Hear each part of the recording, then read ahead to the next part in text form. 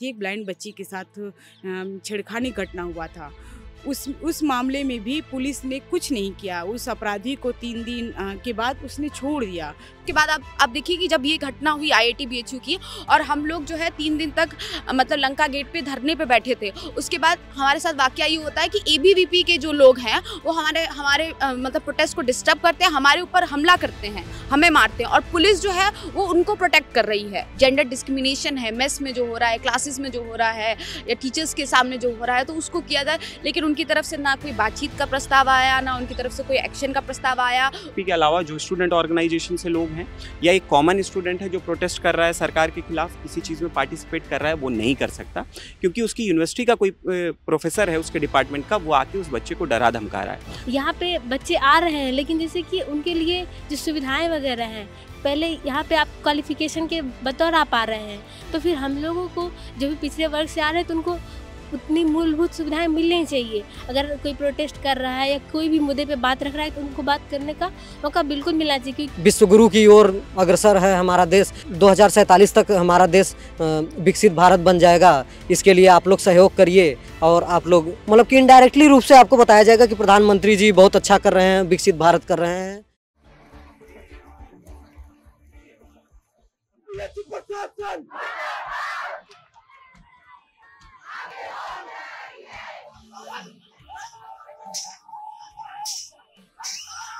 नमस्कार, मेरा नाम राघव है और आप पॉलिटिक्स देख रहे हैं। टीम पॉलिटिक्स की चुनाव यात्रा 2 दिन से बनारस में है, और बनारस के अपने कई चुनावी मुद्दे भी हैं, लेकिन बनारस का जो सबसे बड़ा मुद्दा पिछले साल का रहा वो बनारस हिंदू यूनिवर्सिटी में एक छात्रा के साथ जो हुआ, उस मुद्दे को पूरे देश ने देखा। उसके साथ साथ यूनिवर्सिटी के भीतर की राजनीति भी बहुत अहम हो जाती है, क्योंकि बनारस हिंदू यूनिवर्सिटी बनारस की राजनीति की दिशा तय करती है। मेरे साथ बनारस के तमाम युवा छात्र हैं जो इस यूनिवर्सिटी से आते हैं, और इनके अपने तमाम अलग अलग मुद्दे और मांगे भी हैं। इन छात्रों और छात्राओं से ही बात करेंगे। सबसे पहले बहुत बहुत स्वागत है आप सभी स्टूडेंट्स का। पहला सवाल ये कि पिछले 7-8 साल में यूनिवर्सिटी के भीतर क्या परिवर्तन आए और उन्हें किस तरह से देखा जा सकता है? देखिए, पिछले 6-7 सालों में जो यूनिवर्सिटी के अंदर परिवर्तन हुआ है, मतलब उस तरीके से कोई ख़ास परिवर्तन नहीं हुआ है। ख़ास तौर से अगर हम देखें कि यहाँ पे महिलाओं के साथ स्टूडेंटों छात्राओं के साथ जो मोलेस्टेशन वगैरह, रेप, ये घटनाएं होती हैं, छेड़खानी का मामला होता है, ये और ज़्यादा बढ़ गया है। जैसे कि पिछली बार 2017 में यहाँ पे जब लड़कियों के छात्राओं के जो प्रोटेस्ट हुए थे, आज तक सबसे ऐतिहासिक प्रोटेस्ट रहा है छात्राओं का, कि सबसे ज़्यादा मतलब बड़े रूप में कि किसी यूनिवर्सिटी में इस तरीके से व्यापक रूप में नहीं हुआ जो BHU में हुआ था, कि एक छेड़खानी का मामला हुआ था जिसमें कि यहाँ की छात्राओं ने इसके खिलाफ प्रोटेस्ट किया था प्रशासन के, कि अब हमारी सुरक्षा बढ़ाइए, ये सब चीज़ें के लिए बात मांग रखी थी। लेकिन प्रशासन ने इसमें बिल्कुल भी सुधार नहीं लाया, और हम देखें कि 2023 में 1 नवंबर को फिर से घटना घटी एक IIT की छात्रा के साथ, जिसमें कि प्रशासन फिर नाकामयाब रही। आए दिन हम देखते हैं कि BHU जैसे कैंपस में, सेंट्रल यूनिवर्सिटी में आए दिन ऐसी घटनाएं होती रहती हैं। हर किसी न किसी छात्रा के साथ छेड़खानी होता रहता है, लेकिन प्रशासन इस पे एक्शन लेने की बजाय, इस पे कोई सुधार करने के बजाय, मतलब कि हमारी सबसे पहली मांग ही थी कि GS कैश इस कैंपस में लाया जाए। अगर विशाखा गाइडलाइन के तहत देखा जाए तो ये था कि हर वर्किंग प्लेस पे GS कैश लागू होना चाहिए, लेकिन BHU में अभी तक GS कैश लागू नहीं किया गया है। तो हम लोग अभी भी मांग कर रहे हैं कि इस कैंपस में GS कैश लागू किया जाए, लेकिन प्रशासन इसको एकदम अनसुना कर दे रहा है, जिसकी वजह से घटनाएं और बढ़ती जा रही हैं। ऐसा नहीं है कि इसमें कोई सुधार हो रहा है। तो ये प्रशासन की एक बहुत बड़ी जो है कि कमियां हैं, और उसकी गलती है कि ऐसे घटनाओं को वो ध्यान नहीं रखता। अगर हम कहें कि ये प्रशासन एक तरीके से महिला विरोधी है, अगर हम कहें कि पितृसत्तात्मक सोच का है, कि इस कैंपस में कोई भी ऐसा संवेदनशील है ही नहीं प्रशासन। अच्छा चंदा, मैं एक चीज़ और समझना चाहूँगा, ऐसे मसले होने के बाद कार्यवाही के लिए कोई पैटर्न है? यूनिवर्सिटी अपनी कोई कार्यवाही तय करती है, प्रशासन करता है? कौन जिम्मेदार होता है कार्यवाही के लिए? पहले देखिए, अगर इस कैंपस में कार्रवाई की अगर हम बात करें तो उस तरीके से कोई कार्रवाई का इनका कोई मतलब कमेटी ही नहीं है, आईसीसी कमेटी है जिसमें कि वो सिर्फ नाम मात्र का है। अगर उस कमेटी में भी जाएंगे तो ऐसा लगेगा कि कोई मतलब नहीं है। अगर आप उस कमेटी में चले गए तो वो बोलेंगे कि हमारे पास कोई उस तरीके का सीसीटीवी कैमरा नहीं काम कर रहा था, तो हमें कोई प्रूफ नहीं मिल रहा है। बहुत सारी ऐसी घटनाएं होती हैं कि जिसमें कि प्रशासन सीधे बोल देता है कि बेटा जाओ, पढ़ाई लिखाई करने के लिए आप आए हो, क्या ये सब चीज़ें कर रही हो, इससे तुम्हारा नाम खराब होगा, पढ़ो लिखो, इसमें टाइम वेस्ट होगा। तो जीएस कैस की जगह ये आईसीसी कमेटी ला दी है, जिसको कि वो सिर्फ एक नाम मात्र का है, वो भी काम नहीं करता। अगर कुछ लोग होते हैं कि एफआईआर भी कराते हैं, लेकिन वो एफआईआर भी किस हद तक, मतलब कि पुलिस प्रशासन कितना उसमें जांच पड़ताल करता है, कितना अपने काम को करता है, वो भी एक मतलब कि नाम मात्र का है कि वो भी ढंग से नहीं करता है। कि जैसे हम पिछली बार 2023 में जनवरी में एक घटना हुई थी, एक ब्लाइंड बच्ची के साथ छेड़खानी घटना हुआ था। उस मामले में भी पुलिस ने कुछ नहीं किया। उस अपराधी को 3 दिन के बाद उसने छोड़ दिया। कोई इस पे एक्शन न प्रशासन ने लिया, न पुलिस प्रशासन ने लिया। और उस बच्ची के साथ जब आईसीसी कमेटी में जब इस पे पूरी कमेटी बैठी, बातचीत हो रही थी, उस बच्ची को जो कमेटी की हेड हैं उन्होंने कहा कि तुम पढ़ने के लिए आई हो और क्या बोलते हैं कि तुम जाके पढ़ाई करो, इस तरह से घर वालों को पता चलेगा या फिर समाज में तो तुम्हारा ही नाम खराब होगा। और जैसे वो ब्लाइंड थी, उस चीज़ को भी देकर वो थोड़ा सा ताने वगैरह दे रही थी। तो मतलब कि बहुत यहाँ की जो पूरी कमेटी है वो बहुत बायस्ड है, बहुत महिला विरोधी है, पैट्रियार्कल सोच की है। क्या नाम है आपका? मेरा नाम सोनाली है। सोनाली, जैसे चंदा बता रही थी, मैं एक और चीज़ समझना चाहूँगा कि जैसे जो स्टूडेंट है, और क्या मेल स्टूडेंट भी इन मुद्दों पर साथ में खड़े होते हैं? क्योंकि ये मुद्दा केवल महिलाओं का नहीं, यूनिवर्सिटी का मुद्दा है। दूसरा ये कि ऐसी एक घटना नहीं, कई घटनाएं हुई, तो कई घटनाओं के बाद क्या यूनिवर्सिटी ने या वीसी ने कॉल दी बच्चों के साथ बैठ के इस प्रॉब्लम को हल करने के लिए? क्या हल करने की तरफ कोई बातचीत होती है?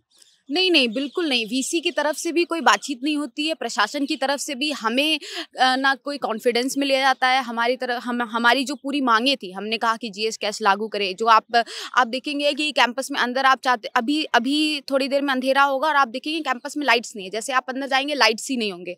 हमारे जो साफ साफ जो हमारे मुद्दे थे, हम लोगों ने मतलब सभी ने मिलकर हम लोगों ने एक बीएचयू स्टूडेंट्स मैनिफेस्टो भी लॉन्च किया था, जिसमें हमने ये साफ साफ मांगे रखी थी कि जो जो टॉयलेट्स हैं उनको जो है और मतलब और बनाया जाए, जो लाइट्स है उसको ठीक किया जाए, जो वुमेन जो जेंडर डिस्क्रिमिनेशन है मेस में जो हो रहा है, क्लासेस में जो हो रहा है या टीचर्स के सामने जो हो रहा है, तो उसको किया जाए। लेकिन उनकी तरफ से ना कोई बातचीत का प्रस्ताव आया, ना उनकी तरफ से कोई एक्शन का प्रस्ताव आया। उनकी तरफ से बस उनकी तरफ से ऊपर से ये आता है कि सप्रेस करना। आप कोई भी प्रोटेस्ट का कॉल लेंगे, आप कोई भी कार्यक्रम का कॉल लेंगे। अभी कुछ दिनों पहले हमने एंटी-सीएए को लेके एक प्रोटेस्ट का कॉल दिया, तो उसको लेके भी प्रशासन का बहुत ज़्यादा दबाव था, तो उसको कैंसिल करना पड़ा। हमने एक रेफरेंडम का आयोजन किया जिसमें हम ये जानना चाह रहे थे कि जो मोदी सरकार है उसने जो कामकाज किया उसको लेके लोगों की क्या समझ है। तो उस रेफरेंडम को कैंसिल कराने के पीछे हमारे पड़े थे, पूरा प्रशासन जो है आ जा रहा था। उसके बाद आप देखिए कि जब ये घटना हुई आईआईटी बीएचयू की, और हम लोग जो है 3 दिन तक मतलब लंका गेट पे धरने पे बैठे थे। उसके बाद हमारे साथ वाकया ये होता है कि एबीवीपी के जो लोग हैं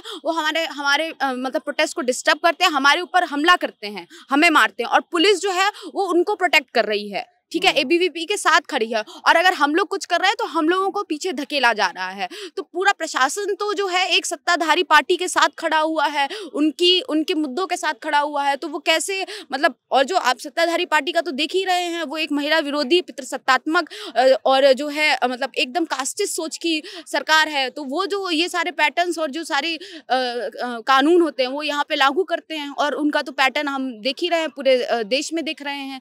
जिस तरह से कोई भी केस हो जाता है, चाहे वो बिल्किस बानो का केस हो या जो अभी हाथरस का केस हो, या जो तमाम तरह के केसेस हैं, और आईआईटी बीएचयू में जो घटना हुई वो भी जो है बीजेपी आईटी सेल के मेंबर हैं, हेड हैं। तो आप देखिए ये जो सारी बातें हैं, तो जो प्रशासन जो है वो उनके अंडर में ही काम कर रहा है साफ तौर पे। इसमें हम मतलब बिल्कुल पीछे हट के नहीं बोल रहे हैं, उनके दबाव में काम कर रहा है, उनके लिए काम कर रहा है। एडमिनिस्ट्रेशन का जो मसला है कि इसमें कितनी पैठ है एडमिनिस्ट्रेशन में, अगर आरएसएस की बात करें या भारतीय जनता पार्टी की बात करें, मतलब उससे क्या समस्या है? क्या एक विचारधारा बाकी सबको यहाँ पे क्रश कर रही है? क्या पहले जैसा बीएचयू अब बीएचयू नहीं रहा है? क्या ओवरऑल समस्या है? देखिए, मतलब बीएचयू में एक राइट विंग की जो सोच है वो हम कहते हैं कि पहले भी स्ट्रांग रही होगी, क्योंकि यूनिवर्सिटी के आइडिया में वो चीज़ है। बट एक जो मेजर प्रॉब्लम अभी हो रही है वो ये है कि जो फ्री सोच वाले लोग हैं, बहुत सारे प्रोफेसर्स हैं जो बीजेपी के आइडिया से अलाइन नहीं करते, बट आज वो इस कैंपस में नहीं बोल सकते। अगर स्टूडेंट्स कोई प्रोटेस्ट कर रहे हैं तो उसमें वो उनके साथ नहीं खड़े हो सकते। ये एक बहुत बेसिक मेजर इशू। उसके अलावा चीज़ें आती हैं कि भाई एबीवीपी के अलावा जो स्टूडेंट ऑर्गेनाइजेशन से लोग हैं या एक कॉमन स्टूडेंट है जो प्रोटेस्ट कर रहा है सरकार के खिलाफ, किसी चीज़ में पार्टिसिपेट कर रहा है, वो नहीं कर सकता क्योंकि उसकी यूनिवर्सिटी का कोई प्रोफेसर है उसके डिपार्टमेंट का, वो आके उस बच्चे को डरा धमका रहा है। लॉ फैकल्टी में एक एनएसयूआई का मेंबर था, उसको उसके प्रोफेसर ने कहा, जिसका बैकग्राउंड आरएसएस से है, कि तुम ये संगठन छोड़ दो वरना मैं तुम्हारा एग्जाम्स में देख लूंगा। तो ये एक बेसिक चीज़ है कि कोई सरकार के यहाँ पे स्टूडेंट अगर कोई ऑर्गेनाइजेशन ज्वाइन कर रहा है तो वो बेसिकली अपने एडमिनिस्ट्रेशन से लड़ रहा है, वो सरकार के खिलाफ बाद में बोल रहा है, पर उसको ये थ्रेट लगातार हर दिन है। और वो जब प्रोटेस्ट में जा रहा है तो प्रोटेस्ट में यहाँ की प्रोक्टोरियल बोर्ड है, रिसेंटली जब ये आईआईटी बीएचयू वाला प्रोटेस्ट कर रहे थे उसमें डिफरेंट स्टूडेंट ऑर्गेनाइजेशंस के लोग थे, उसमें एक एफआईआर की यहाँ पे एबीवीपी की एक महिला मेंबर ने सारे लोगों पे, और उसमें इन पे चार्जेस लगाए गए एससी एसटी एक्ट का, मारपीट का, वुमेन की मॉडेस्टी आउटरीच करने का। बल्कि ऐसा कुछ नहीं हुआ था, एक दो ग्रुप्स की स्कफल थी, उसमें एबीवीपी ने मारपीट की थी बाकी संगठनों को, बट वो सरकार के इशारे पर ही हो रहा है और यूनिवर्सिटी ने उस कंप्लेंट को फॉरवर्ड किया है। यूनिवर्सिटी के हॉस्पिटल ने एक फर्जी मेडिकल बनाया है। तो ये सारी चीज़ें बैकग्राउंड पे हैं कि यूनिवर्सिटी कैसे एक जो विरोधी विचारधारा के या जो सरकार के खिलाफ कुछ भी प्रोटेस्ट कर रहे हैं, आवाज़ उठा रहे हैं, फीस के खिलाफ उठा रहे हो, पीएचडी की सीट्स बढ़ाने के लिए कर रहे हो, उनका टारगेट एकदम क्लियर है कि इन स्टूडेंट्स को आइडेंटिफाई करो। इनके प्रोफेसर्स पहले राउंड पे करेंगे, नहीं यूनिवर्सिटी से निकालेंगे, नोटिस देंगे। एक मेरा सवाल और है, वो इसलिए कि मान लीजिए फीस का मसला है या कास्ट का मसला है, उस पे तो ऐसा ज़रूरी नहीं कि विरोधी व्यक्ति ही आवाज़ उठाए। हो सकता है कुछ लोग ऐसे हों जो भाजपा को पसंद करते हों, लेकिन फीस बढ़ने के स्ट्रक्चर से वो भी ना खुश हैं।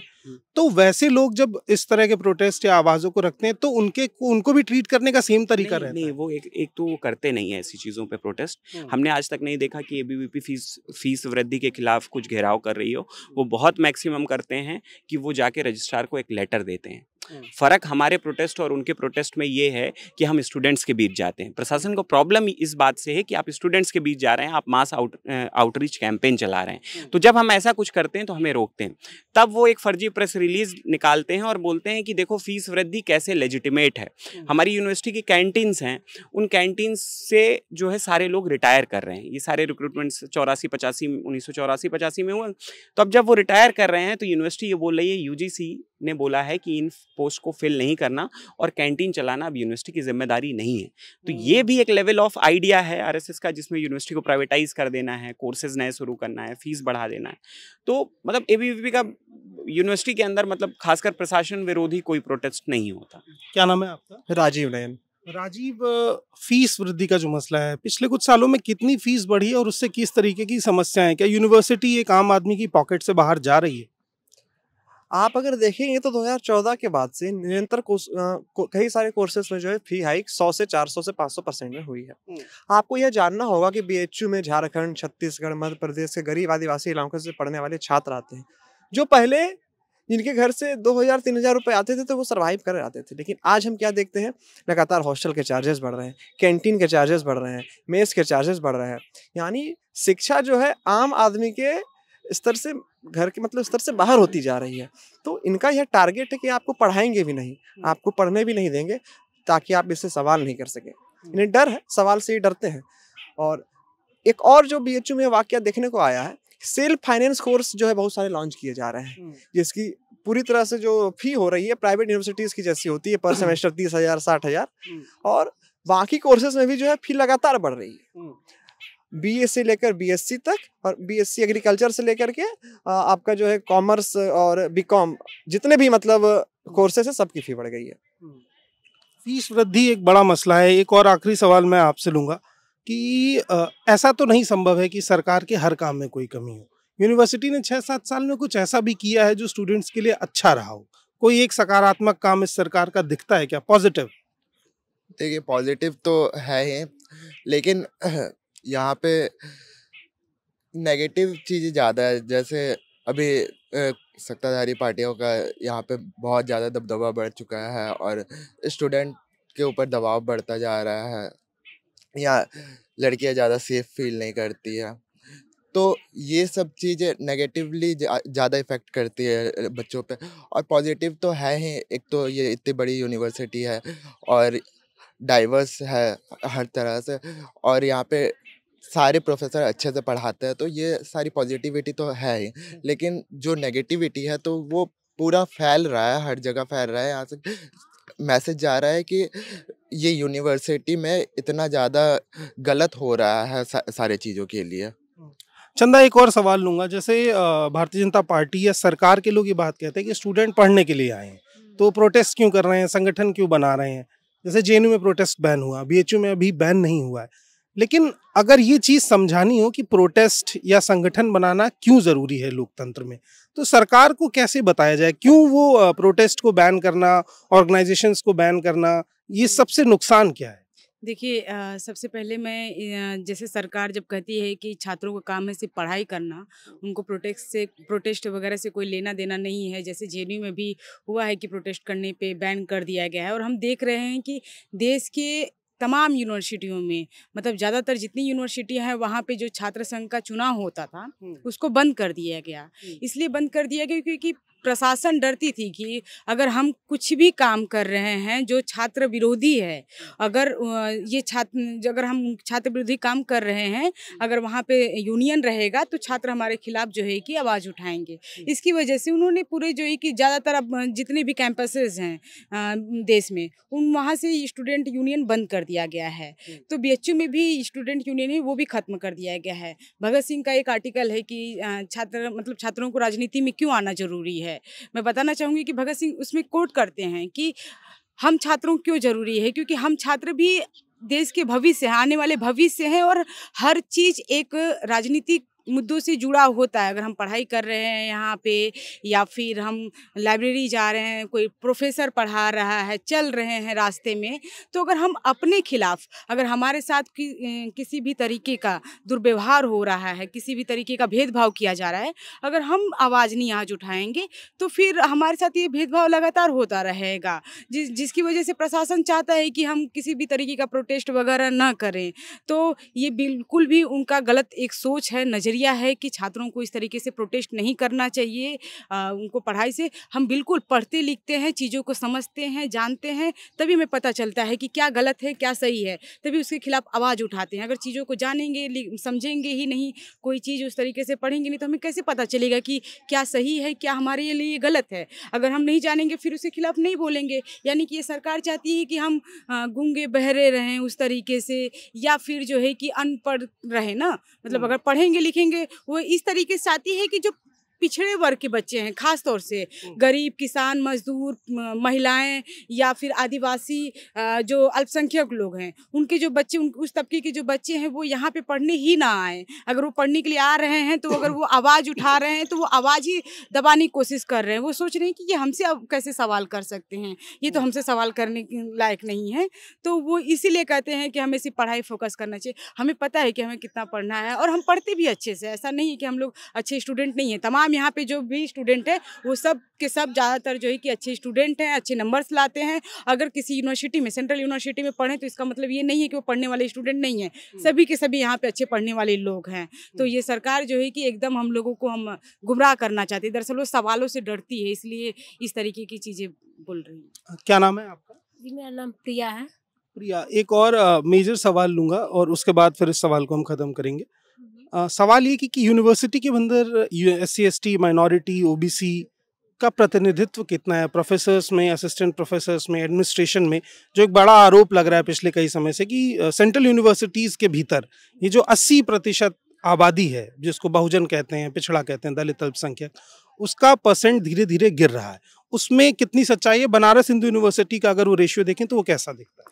देखिए, अगर एडमिशन के मामले में कहें तो यहाँ पे बच्चे आते हैं पिछड़े वर्ग से, लेकिन अगर आप प्रोफेसर्स की बात करेंगे तो वहाँ पे ये बिल्कुल सही है कि 80% से ज़्यादा ही वो सवर्ण वर्ग से ही आते हैं। और वो आते हैं वो अलग मैटर है, लेकिन मतलब उनकी सोच जो होती है बिल्कुल उसी रूप में रहती है। वो चाहते हैं कि अगर हम मतलब कि जो अच्छे हैं कि जो एकदम से पढ़े लिखे हैं, मतलब पढ़े लिखे नहीं, जैसे कि सब लोग लोगों के बीच बात रखते हैं, लेकिन उन लोगों का मोटिव होता है कि जो पिछड़े वर्ग के हैं वो हम लोग से सवाल कैसे कर रहे हैं, या अगर आप उनसे कुछ वैसी बातें करना चाहेंगे तो आपको उस संदर्भ में नहीं बोलेंगे, वो आपको उस चीज़ से भटका देंगे, वो आपको करेक्ट आंसर नहीं करेंगे कि हाँ आप इस पे बात रखिए।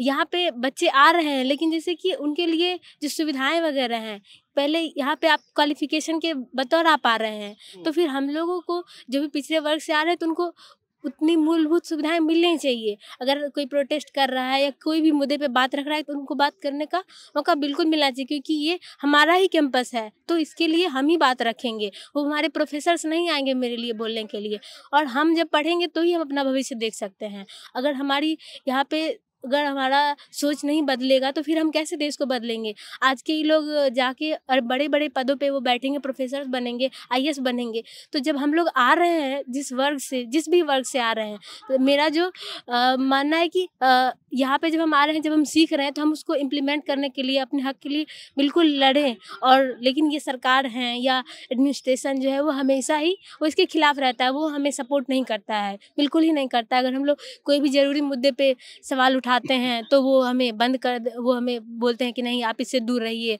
आपको ये कर दिया जाएगा, वो कर दिया जाएगा, ऐसे ही मतलब वो हमें डराते हैं। लेकिन यही है कि ये बहुत सारे मतलब कि यहाँ पे आते हैं 60 to 70% पिछड़े वर्ग से आते हैं बच्चे, लेकिन उनका मतलब कि उस टाइप से ग्रोथ अगर देखिएगा आप, या अभी आप नॉर्मल कॉमन बच्चों से भी पूछिए तो वो है कि वो आ रहे हैं, बस वो अपने प्रिपरेशन में लगे हैं। उनका समाज के प्रति मूलभूत कर्तव्य क्या है, ये चीज़ें उनको प्रोफेसर नहीं बता रहे। बस आप कि किताबी ज्ञान हमें नहीं दीजिएगा ना, मतलब कि अगर हमें कोई ग्रुप से अगर हमें कुछ जानकारी मिल रही है तो बिल्कुल मेरा अधिकार है वहाँ से जानने का, लेकिन ये लोग हमें हमेशा बोलते हैं कि नहीं आप किसी ग्रुप से नहीं जुड़ सकते हैं, आपका ये आइडियोलॉजी गलत है, आप सिर्फ पढ़ाई पे ध्यान दीजिए। यहाँ के लोग भी वही सब बोलते रहते हैं, तो ये सब गलत है। मतलब हम जब आए हैं सीखने के लिए तो हमें सीखने का मौका बिल्कुल मिलना चाहिए। कितनी सच्चाई है इनकी बातों में? क्या ऐसा सच में है कि जो पिछड़े या दलित तबके के स्टूडेंट्स हैं उनको भी भेदभाव का सामना करना पड़ता है, या फिर यूनिवर्सिटी के भीतर जो सरकारी पद हैं उनमें कितना प्रतिनिधित्व है? देखिए, यहाँ पे यूनिवर्सिटी में जो शिक्षक मतलब जो प्रोफेसर वगैरह होते हैं तो उसमें 90% लगभग तो वही होते हैं जो क्या कहते हैं कि जनरल कैटेगरी के होंगे, और SC OBC के जो होंगे तो वो नाम मात्र के होते हैं, क्योंकि उनका 27% और वो करके है तो वो उसके हिसाब से होते हैं। लेकिन एक्टिव आपको वही दिखाई देंगे जो जनरल कैटेगरी से हैं। और बाकी जो यहाँ छात्र आते हैं तो उनको कई प्रकार से प्रताड़ित किया जाता है। उनको समझाया जाता है कि जैसे कि आप ये SC OBC मतलब वर्ग के हैं तो आपको इतना ज़्यादा मतलब कि इस सब पे ध्यान नहीं देना चाहिए, पढ़ने लिखने आए हैं। आपके मतलब कि गार्जियन वगैरह से भी संपर्क किया जाता है, आपको बताया जाता है कि अपना बैकग्राउंड देखिए, आप किस पे सवाल उठा रहे हैं उसका बैकग्राउंड अपने पे देख के तब बोलिए। और अगर प्रोटेस्ट वगैरह होता है तो वहाँ पे भी दबाया जाता है। जैसे हम कॉमर्स फैकल्टी से हैं तो हमारे फैकल्टी के नए डीन बने हैं, तो ये हम लोगों को जैसे कि पिछली बार जल्दी हम लोगों को जैसे कि वो सेमेस्टर खत्म नहीं हुआ था उसके पहले ही एग्जाम कराने की नोटिफिकेशन जारी कर दिए थे। तो उसमें कई छात्र गए थे तो वो बोले कि आपको कोई प्रॉब्लम हो तो हमसे सीधे आके मिलिए और धरना वगैरह पे मत बैठिएगा, कोई प्रोटेस्ट नहीं करना है आप लोगों को।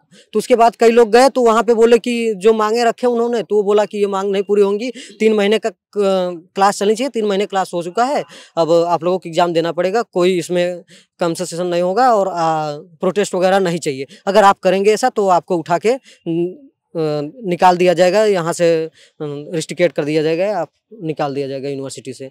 और इसके बाद अभी जो है कि अभी सिर्फ केंद्र में जो सरकार है और जो यूपी में सरकार है उसके मिली भगत से यहाँ पे प्रोग्राम वगैरह कराए जाते हैं। विकसित भारत और विश्व गुरु की ओर अग्रसर है हमारा देश। 1947 तक 2047 तक हमारा देश विकसित भारत बन जाएगा। इसके लिए आप लोग सहयोग करिए और आप लोग मतलब कि इनडायरेक्टली रूप से आपको बताया जाएगा कि प्रधानमंत्री जी बहुत अच्छा कर रहे हैं, विकसित भारत कर रहे हैं, और ये सब करके डेवलपमेंट के बारे में बताया जाएगा, उनकी स्कीम को आपको प्रचार प्रसार किया जाएगा। तो ये बहुत ही खतरनाक है, जो कि ज़्यादातर उनके लिए खतरनाक है जो SC OBC वर्ग से हैं, क्योंकि उनके जो जिनकी वो विचारधारा रखते हैं उस विचारधारा के एकदम विपरीत यहाँ यूनिवर्सिटी में कार्य होता है। यहाँ पे सिर्फ क्या कहते हैं आपको जो राष्ट्रीय स्वयंसेवक संघ के जो विचारक हैं उन्हीं का प्रचार प्रसार होगा और उनके द्वारा ही जो भी शिक्षा में नई योजनाएं आई हैं उनके बारे में आपको प्रचार प्रसार बताया जाएगा। लेकिन इसके अलावा जो आपके अदर लीडर हैं उनके बारे में बुराइयां ही कही जाएंगी और आपको प्रोत्साहन नहीं मिलेगा कि आप इस क्षेत्र में भी जा सकते हैं। आपको सिर्फ बताया जाएगा कि आप पढ़ने आए हैं, सिर्फ पढ़िए और इस पे आपको देश को अगर आपको क्या कहते हैं कि गौरवान्वित करना है, देश को विश्वगुरु बनाना है तो आपको इससे जुड़ना है। और यहाँ पे कई प्रकार के प्रोग्राम चलाए जाते हैं जो विचारक हो कि स्वयंसेवक से विचार रखते हो, इसी प्रकार के प्रोग्राम चलाए जाते हैं। बिल्कुल। राष्ट्रीय स्वयंसेवक संघ का जो कैंपस पर असर है वो लगातार इस हिसाब से बढ़ता जा रहा है। हॉस्टल वाइज जो है शाखाएं लगने लगी हैं। पहले आज से 10 साल पहले ये बहुत कम होता था, अब ये परमानेंट बेसिस पर शाखाएं लगाने लगे हैं हर फैकल्टी में, हर हॉस्टल्स में।